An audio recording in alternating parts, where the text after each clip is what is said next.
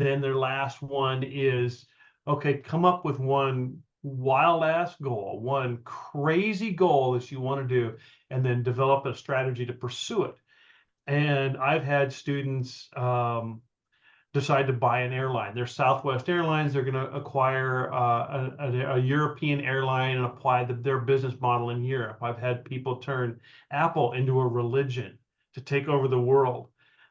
They can do whatever they want. They just have to have the analysis and the structure to be able to do so and to be able to talk about it intelligently.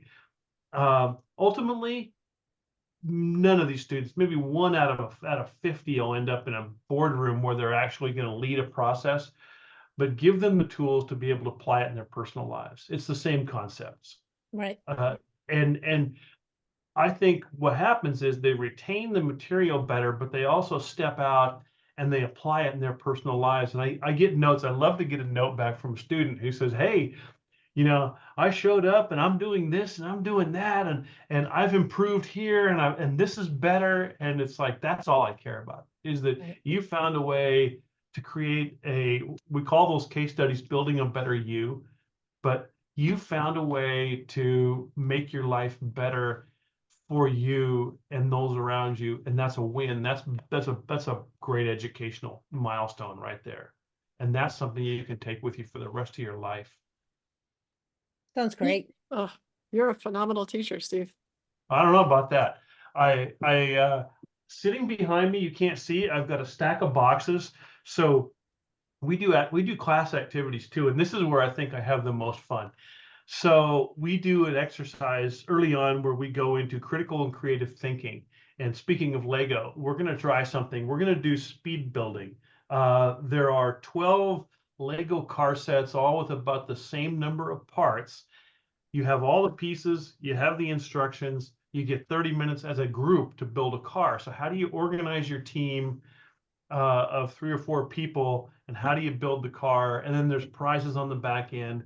I do food tasting as we do assessment. So develop a system for evaluating food, how it's prepared, how it looks, how it tastes, how it smells, all those kinds of things. You develop your own system. It's an assessment system. And then I have military meals from all over the world that people have sent me to use. I saw that somewhere in your LinkedIn thing. MRE tastings. MRE tasting and military meals ready to eat. MREs. Yeah, it's fun, but we do stuff like that all semester long to tease out the little things that are important to know, but do it in a way that's productive and fun. And I have fun, they have fun, and it's a different class, right? I like to have students that come to my class that want to be there. And what I have found is I get more honor students that come to my class than come to the honors class for strategy. And it's a fun thing for me. It's a bragging thing for me, because then I get to tell the guy who teaches honors students, I get the real honor students, you get what's left over.